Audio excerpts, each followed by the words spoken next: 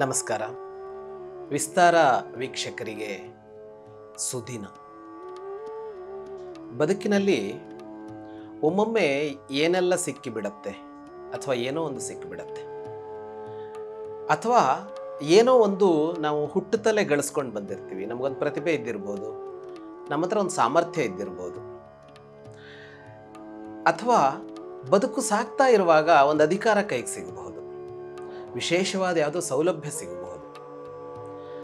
ಇವು ಸಿಕ್ಕಾಗ ಅದು ಒಳ್ಳೆಯದೇ, ಅದು ಬೇಕಾಗಿದೆ ಅನ್ನೋದು ಸರಿಯೇ. ಆದ್ರೂ ಮನುಷ್ಯ ಇಂಥದ್ದೇನೋ ಒಂದು ಸಿಕ್ಕಾಗ ಆಲಸ್ಯ ಆಗಿಬಿಡ್ತಾನೆ, ಸೋಮಾರಿ ಆಗಿಬಿಡ್ತಾನೆ ಅನ್ನುವ ಒಂದು ಅಂಶ ಇದೆ.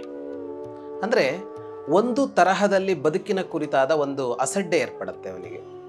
ಅದು ಯಾವ ತರಹದ ಅಸಡ್ಡೆ ಅಂತ ಅಂದರೆ, ತನಗಿರುವ ಈ ಸಾಮರ್ಥ್ಯದಿಂದಾಗಿ ಅಥವಾ ಈ ಅನುಕೂಲದಿಂದಾಗಿ ತಾನು ಏನೂ ಮಾಡಬಲ್ಲೆ, ಹೇಗೂ ಇರಬಲ್ಲೆ, ತನಗೆ ಅಪಾಯ ಇಲ್ಲ ಬದುಕಿನಲ್ಲಿ ಅನ್ನುವ ಒಂದು ನಿಲುವಿಗೆ ಹೋಗಿಬಿಡ್ತಾನವನು.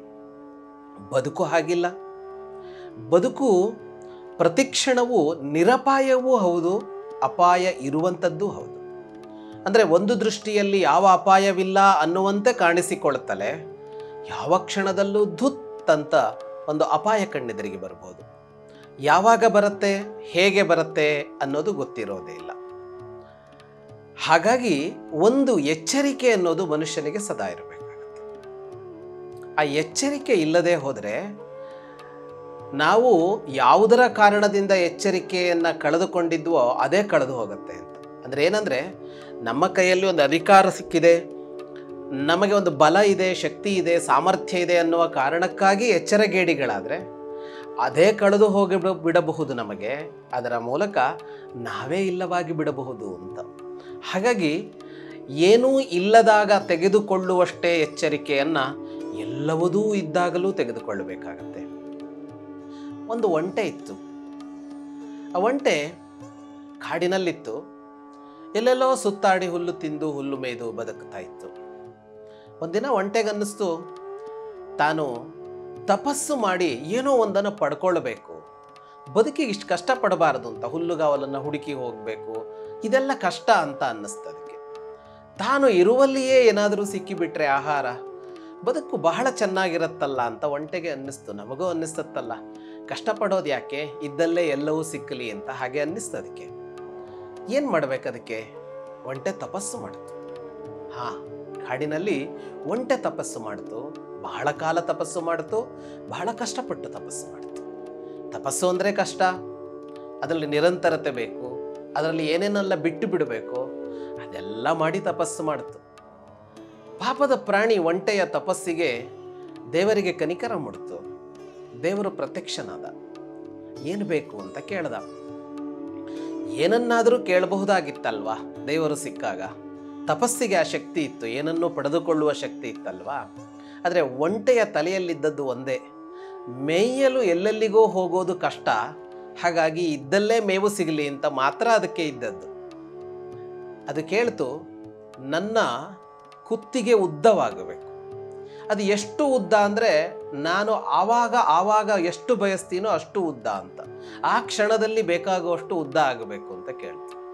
ದೇವರಿಗೆ ವಿಚಿತ್ರ ಅನ್ನಿಸಿರಬೇಕು. ಆದರೂ ತಪಸ್ಸು ಮಾಡಿದವರು ಕೇಳಿದವರ ಕೊಡೋದು ಅವನ ಧರ್ಮ. ತಥಾಸ್ತು ಅಂತ ಹೇಳ್ದ. ಒಂಟೆಗೆ ಆ ವರ ಕೊಟ್ಟ. ಈಗ ಒಂಟೆ ಸುಖವಾಗಿತ್ತು. ಯಾಕೆ ಅಂದರೆ, ಅದು ಮೇಯೋದಕ್ಕೆ ಅಂತ ಒಂದು ಹೆಜ್ಜೆ ಕೂಡ ಹೊರ ಹೋಗಬೇಕಾಗಿರಲಿಲ್ಲ. ಅದರ ನಿವಾಸ ಎಲ್ಲಿತ್ತೋ, ಆವಾಸ ಎಲ್ಲಿತ್ತೋ ಅದು ಅಲ್ಲಿಯೇ ಇರ್ತಾ ಇತ್ತು. ತನ್ನ ಕುತ್ತಿಗೆಯನ್ನು ಉದ್ದ ಮಾಡಿ ಚಾಚುತ್ತಿತ್ತು. ಎಷ್ಟುದ್ದ ಅಂದರೆ, ಅದು ಚಾಚುತ್ತಾ ಹೋಗ್ತಾ ಇತ್ತು.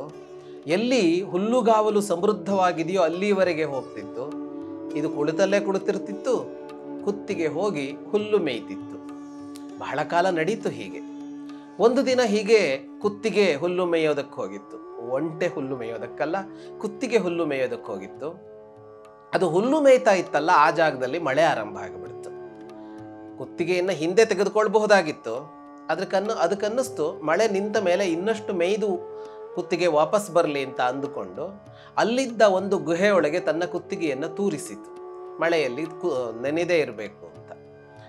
ಅದೇ ಹೊತ್ತಿಗೆ ಆ ಮಳೆಗೆ ಹೆದರಿ ಒಂದು ನರಿ, ಎರಡು ನರಿಗಳು ಗಂಡ ಹೆಂಡತಿ ನರಿಗಳು ಅದರ ಒಳಗೆ ಬಂದು, ಆ ಗುಹೆಯ ಒಳಗೆ ಬಂದು, ಗುಹೆಯೊಳಗೆ ಬಂದು ನೋಡಿದರೆ ಅಲ್ಲೊಂದು ಕುತ್ತಿಗೆ ಇದೆ. ಯಾವ ಪ್ರಾಣಿಯೂ ಇಲ್ಲ. ಹೊರಗಡೆ ಮಳೆ, ಎಷ್ಟೊತ್ತಿನ ನಿಲ್ಲತ್ತೆ ಅಂತ ಗೊತ್ತಿಲ್ಲ, ಆಹಾರ ಹುಡ್ಕೊಂಡು ಹೋಗೋದಕ್ಕಾಗೋದಿಲ್ಲ, ಈಗಲೇ ಹಸಿದಿದ್ದವು. ಗಂಡ ಹೆಂಡತಿ ನರಿಗಳು ಅದರ ಕುತ್ತಿಗೆಗೆ ಒಮ್ಮೆಲೆ ಬಾಯಿ ಹಾಕಿಬಿಟ್ಟವು. ಒಂಟೆ ಕುತ್ತಿಗೆಯನ್ನು ಎಳೆದುಕೊಳ್ಳಲೂ ಆಗದಂತೆ ಕುತ್ತಿಗೆಯನ್ನು ಕತ್ತರಿಸಿ. ಒಂಟೆಯೇ ಅಲ್ಲಿದ್ದರೆ ಹೋರಾಡ್ತಿತ್ತೇನೋ, ಓಡ್ತಿತ್ತೇನೋ. ಆದರೆ ಈಗ ಬರೀ ಕುತ್ತಿಗೆಗೆ ಅವರಿಂದ ತಪ್ಪಿಸಿಕೊಳ್ಳುವ ಸಾಧ್ಯತೆಗಳಿರಲಿಲ್ಲ, ಸಾಮರ್ಥ್ಯ ಇರಲಿಲ್ಲ. ಉದ್ದ ಮಾಡಿದ ಕುತ್ತಿಗೆಯಿಂದಾಗಿ ಒಂಟೆ ಸತ್ತಿತು. ಅದು ತಪಸ್ಸು ಮಾಡಿತ್ತು, ಅದು ಕಷ್ಟಪಟ್ಟಿತ್ತು, ಅದೇ ಪಡೆದುಕೊಂಡಿದ್ದು. ಇದ್ದಕ್ಕಿದ್ದಂತೆ ಬಂದಿದ್ದಲ್ಲ, ಯಾರ ಕರುಣೆ ಅಲ್ಲ, ಕಷ್ಟಪಟ್ಟು ಪಡೆದ ಫಲ. ಆದರೆ ಕಳೆದುಕೊಂಡದ್ದು ಜೀವನವನ್ನ. ಹೀಗಾಗಿ ಬಿಡತ್ತೆ ಅಂತ. ಬದುಕಿಡೀ ಕಷ್ಟಪಟ್ಟಿರ್ತೀವಿ, ಯಾವುದೋ ಒಂದು ಅಧಿಕಾರ ಸಿಕ್ಕತ್ತೆ ಅಂತ ಅಂದ್ಕೊಳ್ಳೋಣ. ಅಧಿಕಾರದ ಕುರ್ಚಿಗೆ ಬಂದ ಕೂಡಲೇ ಎಚ್ಚರ ತಪ್ಪಿ ವರ್ತಿಸ್ತೀವಿ. ಹಲವು ಘಟನೆಗಳನ್ನು ನಾವು ಇಂಥದ್ದನ್ನು ಗಮನಿಸಬಹುದು. ಎಷ್ಟೋ ಕಷ್ಟಪಟ್ಟು ಮೇಲೆ ಬಂದ ವ್ಯಕ್ತಿಗಳು ಯಾವುದೋ ವಿವಾದಕ್ಕೆ ಸಿಲುಕಿ, ಏನೋ ಮಾಡಿಕೊಂಡು, ಏನೋ ತಪ್ಪು ಮಾಡಿ ಜೈಲು ಪಾಲಾಗಿ, ಅಥವಾ ಜನಪ್ರಿಯತೆಯನ್ನು ಕಳೆದುಕೊಂಡು, ಏನೋ ಆಗಿ ಬದುಕು ಮೊದಲಿದ್ದಕ್ಕಿಂತಲೂ ಕ್ಷೀಣ ದಶೆಗೆ ಹೋಗಿ ತಲುಪಿರ್ತಾರೆ. ಎಷ್ಟೋ ಸಲ ಅಷ್ಟಕ್ಕೆ ಅಲ್ಲ, ಜೀವವನ್ನೇ ಕಳೆದುಕೊಳ್ಳುವ ಸ್ಥಿತಿಗೂ ಹೋಗ್ತಾರೆ. ಅದಕ್ಕೆ ಕಾರಣ ಈ ಎಚ್ಚರ ತಪ್ಪುವಂತಹ ಕ್ರಿಯೆ ಅಂತ. ಎಚ್ಚರ ತಪ್ಪಬಾರದು. ಜಾಗೃತಿ ಅನ್ನೋದು, ಜಾಗರೂಕತೆ ಅನ್ನೋದು ಪ್ರತಿಕ್ಷಣದ ಮಂತ್ರವಾಗಿ ಬಿಡಬೇಕು ನಮಗೆ ಅಂತ.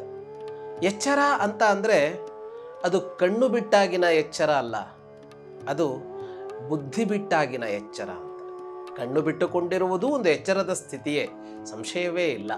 ಯಾಕೆಂದರೆ ಕಣ್ಣು ಮುಚ್ಚಿದರೆ ಸುತ್ತ ಏನು ನಡೆಯುತ್ತೆ ಅನ್ನೋದು ಗೊತ್ತಾಗೋದಿಲ್ಲ.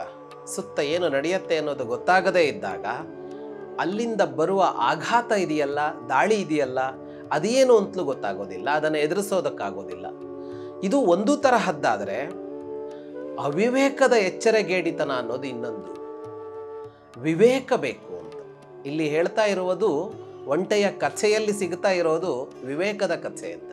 ಒಂಟೆ ಕಣ್ಣು ತೆರೆದೇ ಇತ್ತು, ಹೊರಗಣ್ಣು ತೆರೆದಿತ್ತು, ಅದರ ಒಳಗಣ್ಣು ಮುಚ್ಚಿತ್ತು, ವಿವೇಕ ಇರಲಿಲ್ಲ. ಎಲ್ಲಿ ವಿವೇಕ ತಪ್ಪಿತ್ತು ಒಂಟೆ ಅಂದರೆ, ಆ ಗುಹೆಯೊಳಗೆ ತಲೆಯನ್ನು ಇಡುವಾಗಲಲ್ಲ, ಅಥವಾ ತಾನು ತಲೆಯನ್ನು ಇಟ್ಟಾಗ ಅಲ್ಲಿಗೆ ಎರಡು ಪ್ರಾಣಿಗಳು ಪ್ರವೇಶ ಮಾಡಿದ್ವಲ್ಲ ಆವಾಗ ಮಾತ್ರ ಅಲ್ಲ, ಅದು ತಪಸ್ಸು ಮಾಡಿ ವರ ಪಡೆಯುವಾಗಲೇ ಅದರ ವಿವೇಕ ಜಾರಿತ್ತು. ಈ ವಿವೇಕ ಜಾರಿದ್ದು, ಈ ತಪಸ್ಸು ಮಾಡಿ ವರ ಪಡೆಯುವಾಗ ವಿವೇಕ ಜಾರಿದ್ದು ಹಲವು ಕಥೆಗಳು ಸಿಗ್ತವೆ ನಮಗೆ. ಅಸಂಖ್ಯ ರಾಕ್ಷಸರ ಕಥೆಗಳನ್ನು ನೋಡ್ತೇವಲ್ಲ ನಾವು. ರಾಕ್ಷಸರು ಅಂತಾರಲ್ಲ, ಮನುಷ್ಯರು ಇದ್ದಾರೆ ಅದರಲ್ಲಿ. ಈ ವರ ಪಡೆಯುವಾಗಲೇ ತಪ್ಪು ಮಾಡಿಕೊಂಡು ಏನೆನ್ನೆಲ್ಲ ಪಡೆದುಕೊಂಡು ನಾಶ ಆದವರ ಕಥೆ ಅಂತ. ಬಹಳ ಪ್ರಸಿದ್ಧವಾದದ್ದು ರಾವಣ ಕುಂಭಕರ್ಣ ವಿಭೀಷಣರ ಕಥೆ. ರಾವಣ ತಾನು ಅಮರನಾಗಬೇಕು ಅಂತ ಕೇಳ್ಕೊಂಡ, ಹೊರಟ, ಸಾವಿಲ್ಲದಂತೆ ಆಗಬೇಕು ಅಂತ. ಹಾಗೊಂದು ವರ ಕೊಡಲಾಗದು ಅಂತ ಸೃಷ್ಟಿಕರ್ತ ಹೇಳಿದಾಗ ತನಗೆ ಅವರಿಂದ ಸಾವು ಬಾರದಿರಲಿ, ಇವರಿಂದ ಸಾವು ಬಾರದಿರಲಿ ಅಂತ ಒಂದು ಪಟ್ಟಿ ಕೊಡ್ತಾನೆ. ತನ್ನನ್ನು ದೇವತೆಗಳು ಕೊಲ್ಲಬಾರದು, ರಾಕ್ಷಸರು ಕೊಲ್ಲಬಾರದು, ಅಸುರರು ಕೊಲ್ಲಬಾರದು ಅಂತೆಲ್ಲ ಪಟ್ಟಿ ಕೊಟ್ಟ. ಆದರೆ ಮನುಷ್ಯರು ಮತ್ತು ವಾನರರನ್ನು ಅದಕ್ಕೆ ಸೇರಿಸಲಿಲ್ಲ. ಏಕೆಂದರೆ ಅವನ ಪ್ರಕಾರ ವಾನರರು ಮನುಷ್ಯರು ಏನು ಮಾಡಬಲ್ಲರು ಅಂತ. ಅವರು ತನಗೆ ಹುಲ್ಲಿಗೆ ಸಮಾನ ಅಂತ, ಒಣ ಹುಲ್ಲಿನಂತೆ ಅಂತ. ತೃಣ ಸಮಾನರಾದವರು ತನ್ನನ್ನು ಕೊಲ್ಲಬಲ್ಲರೇ ಅಂತ ವರ ಕೇಳ್ದ. ಆದರೆ ಈ ವರ ಕೇಳಿದಾಗ ಅದು ಏನನ್ನು ಕೇಳಿತ್ತು ಅಂತ ವರ. ಇವರು ಕೊಲ್ಲಬಾರದು, ಇವರು ಕೊಲ್ಲಬಾರದು ಅಂತ ಕೇಳ್ತಾ ಇದ್ದ ರಾವಣ ನನ್ನನ್ನು ಇವರು ಕೊಲ್ಲಲಿ ಅಂತ ಕೇಳ್ಕೊಂಡಾಗ ಆಗೋಯ್ತಲ್ವಾ. ನನ್ನನ್ನು ಮನುಷ್ಯರು ಮತ್ತು ಕಪಿಗಳು ಕೊಲ್ಲಲಿ ಅಂತ ಕೇಳ್ಕೊಂಡಂತೆ ಆಯಿತು. ಯಾಕೆಂದರೆ ಬ್ರಹ್ಮ ಏನು ಹೇಳಿದ್ದ ಅಂದರೆ, ನಿನಗೆ ಅಮರತ್ವ ಕೊಡಲಾಗುವುದಿಲ್ಲ ಅಂತ ಹೇಳಿದ್ದ. ಅಂದರೆ ಸಾವಿಲ್ಲದಂತೆ ಮಾಡಲಾಗುವುದಿಲ್ಲ. ಅದರ ಅರ್ಥ ಏನು? ನಿನಗೆ ಸಾವಿದೆ ಅಂತ. ಹಾಗಿದ್ರೆ ನನಗೆ ಇಂತಿಂತಹ ಜನರಿಂದ ಸಾವು ಬರಬಾರದು ಅಂತ ಪಟ್ಟಿ ಕೊಟ್ಟಾಗ ಅದರಿಂದ ಹೊರತುಪಡಿಸಿದವರು ಯಾರೋ ಅವರು ನನ್ನನ್ನು ಕೊಲ್ಲಲಿ ಅಂತಲೇ ಕೇಳ್ಕೊಂಡಾಗಾಯ್ತು. ಹಾಗಾಗಿ ರಾವಣ ವಿವೇಕಿಯಾಗಿ ವರ ಕೇಳಲಿಲ್ಲ, ಅವಿವೇಕಿಯಾಗಿ ವರ ಕೇಳಿದ. ಸಾವಿಲ್ಲದಂತೆ ಆಗಬೇಕು ಅಂತ ಹೊರಟವನು ಸಾವಿಗೆ ಕಾರಣವನ್ನ ತಾನೇ ಹುಟ್ಟಿಸಿಕೊಂಡು ಬಿಟ್ಟ. ಅದೇ ವಿಭೀಷಣ. ಅವನು ಅಂತಹ ಯಾವ ವರವನ್ನೂ ಕೇಳಲಿಲ್ಲ. ವಿಭೀಷಣ ಅವನು ಕೇಳಿದ್ದು ಸಜ್ಜನಿಕೆಯನ್ನು ಕೇಳಿದವನು. ನಾನು ಒಳ್ಳೆಯವನಾಗಿರಬೇಕು ಅಂತ ಕೇಳಿದ. ನಾನು ದೈವಭಕ್ತನಾಗಿರಬೇಕು ಅಂತ ಕೇಳಿದ. ದೈವದೊಂದಿಗೆ ನನಗಿರುವ ಸಂಬಂಧವನ್ನು, ಸಂಪರ್ಕವನ್ನು, ಒಂದು ಕನೆಕ್ಷನ್ ಇರುತ್ತಲ್ಲ ಜೀವಕ್ಕೂ ದೇವಕ್ಕೂ, ಅದು ಕಡಿದು ಹೋಗದಿರಲಿ ಅನ್ನುವ ಅರ್ಥದ ವರ ಕೇಳಿದ. ವಿಚಿತ್ರ ಏನು ಅಂದರೆ ಅವನು ಚಿರಂಜೀವಿಯಾಗಿಬಿಟ್ಟ ಅಂತ. ಹಾಗಾಗಿಯೇ ಏನಾದರೂ ಪಡೆದುಕೊಳ್ಳುವಾಗ ಅಥವಾ ಏನಾದರೂ ಸಿಕ್ಕಾಗ ಅದರ ಜೊತೆಗೆ ವಿವೇಕ ಕಾರ್ಯ ಮಾಡಬೇಕು. ವಿವೇಕ ಭ್ರಷ್ಟಾನಾಂ ಭವತಿ ವಿನಿಪಾತಃ ಶತಮುಖಃ ಅಂತ ಸುಭಾಷಿತ ಹೇಳುತ್ತೆ. ವಿವೇಕ ಒಂದನ್ನು ಕಳೆದುಕೊಂಡ್ರೆ ನೂರಾರು ತರಹದಲ್ಲಿ ಪತನ ಸಂಭವಿಸುತ್ತೆ ಅಂತ. ಬೀಳುವಿಕೆ ಒಂದು ತರಹದ್ದಲ್ಲ, ಒಂದು ಸಲ ಅಲ್ಲ ಅಂತ, ಬೀಳುತ್ತಲೇ ಇರ್ತಾನೆ ಅಂತ. ಯಾವಾಗ ಅಂದರೆ ವಿವೇಕದಿಂದ ಇವನು ಕಳಚಿಕೊಂಡಾಗ ಅಂತ, ವಿವೇಕದಿಂದ ಇವನು ಜಾರಿದಾಗ ಅಂತ. ಹಾಗಾಗಿ ಬೇಕಾಗಿದ್ದು ಯಾವುದು ಅಂತ ಅಂದರೆ ಅದು ವಿವೇಕ. ವಿವೇಕದ ಕಣ್ಣು ತೆರೆದಿರಬೇಕು, ಬುದ್ಧಿ ತೆರೆದಿರಬೇಕು. ಪ್ರತಿಕ್ಷಣವೂ ಎಚ್ಚರದಿಂದ ಗಮನಿಸಬೇಕು ಬದುಕನ್ನು, ಭಾವವನ್ನು, ಲೋಕವನ್ನು ಅಂತ. ಹಾಗೆಯೇ ತನ್ನನ್ನೂ ಗಮನಿಸಿಕೊಳ್ಳಬೇಕು ಅಂತ. ವಿವೇಕ ಹೊರಗಿನ ಜಗತ್ತನ್ನು ನೋಡೋದಕ್ಕೆ ಮಾತ್ರ ಅಲ್ಲ, ತನ್ನಂತರಂಗವನ್ನು ನೋಡೋದಕ್ಕೆ ಬೇಕು. ತಾನೇನು, ತಾನೆಷ್ಟು, ತಾನು ಹೇಗೆ ಅಂತ ಗಮನಿಸಿಕೊಳ್ಳಬೇಕು ಅಂತ. ಇಲ್ಲದಿದ್ದರೆ ರಾವಣನಂತೆ ಆಗತ್ತೆ. ರಾವಣ ತನ್ನೊಳಗೆ ಏನು ನಡೀತಾ ಇದೆ ಅಂತ ಗುರುತಿಸಿಕೊಳ್ಳಿಲ್ಲ. ಆದರೆ ವಿಭೀಷಣ ತನ್ನೊಳಗೆ ಏನೂ ಆಗಬಾರದು ಅಂತ ಗುರುತಿಸಿಕೊಂಡ. ಅದು ವಿವೇಕ, ಇದು ಅವಿವೇಕ. ಹಾಗಾಗಿ ಪ್ರತಿಭೆ ಇದ್ದಿರಬಹುದು, ಸಾಮರ್ಥ್ಯ ಇದ್ದಿರಬಹುದು, ಅಧಿಕಾರ ಸಿಕ್ಕಿರಬಹುದು, ಇನ್ನೇನೋ ಒಂದು ಆಗಿರಬಹುದು. ಕಳೆದುಕೊಳ್ಳಬಾರದ್ದು ವಿವೇಕವನ್ನು. ನಮಸ್ಕಾರ.